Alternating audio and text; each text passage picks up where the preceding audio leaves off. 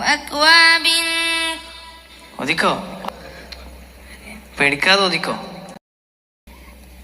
ആദ്യത്തെ ഖവാരീറയും രണ്ടാമത്തെ ഖവാരീറയും ചേർത്തി ഓതുമ്പോൾ അലിഫ് വേണോ? അലിഫിനെ പരിഗണിക്കണോ?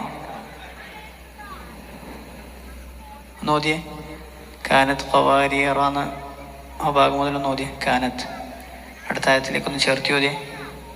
ويطاف عليهم بآنية من فضة وأكواب كانت قوارير. ചേർത്തി ഓതുമ്പോൾ നീട്ടാതെയാണ് ഓതേണ്ടത് രണ്ട് സ്ഥലത്തും. കാനത്ത് ഖവാരീറ ഖവാരീറ മിൻ ഫിദ്ദ. ഓക്കെ, നിർത്തുമ്പോൾ ആദ്യത്തേൽ അലിഫോടുകൂടെ കാനത്ത് ഖവാരീറ. രണ്ടാമത്തേൽ നിർത്തുകയാണെങ്കിൽ അലിഫ് ഉച്ചാരണത്തിൽ കൊണ്ടുവരാൻ പാടില്ല. ഖവാരീർ. മനസ്സിലായോ?